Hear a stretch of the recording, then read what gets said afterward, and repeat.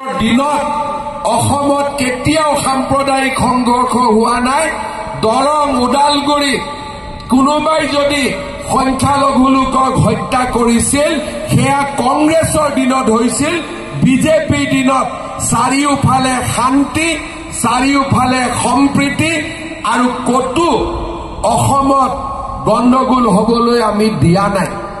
শ্ৰদ্ধা ৰাইজ, আজি আপোনালোকে চিন্তা কৰক, 2014 চনত মোদী ডাঙৰীয়া ভাৰতৰ প্ৰধানমন্ত্ৰী, 2016 চনত বিজেপিৰ চৰকাৰ, 21ত বিজেপিৰ চৰকাৰ, 9 বছৰ আমি বিজেপিৰ চৰকাৰ দেখা পালো। এই 9 বছৰত অলপ আগতে বিজুলী বাইদেৱে ভাষণ দি আছিলে, বহুত আঁচনিৰ কথা আপোনালোকক বুজালে। বিজেপিৰ দিনৰ আঁচনিৰ কথা বিজুলী বাইদেউ কলে, ময়ো কম, কিন্তু মই তাৰ আগতে আপোনালোকক সুধিব খোজো যে কংগ্ৰেছৰ দিনত কি কি আঁচনি আছিল।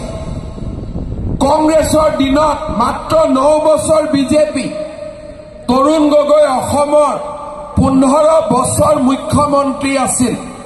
তাৰ আগতেও কংগ্ৰেছৰ বহুত মুখ্যমন্ত্ৰী আছিলে। কংগ্ৰেছৰ দিনত কি কি আঁচনি আছিলে কোনোবাই নাম কব পাৰিব নেকি? কি কি আছিলে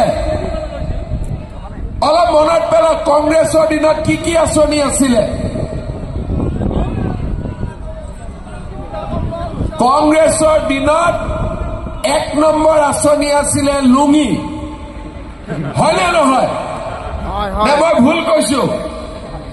2 নম্বৰ আঁচনি আছিলে ধুতি, 3 নম্বৰ আঁচনি আছিলে সূতা, 4 নম্বৰ আঁচনি আছিলে আঁঠুৱা আৰু 5 নম্বৰ আঁচনি আছিলে কম্বল, হয়নে? কি কি আৰু এবাৰ মনত কৰক। 1 নম্বৰ কি?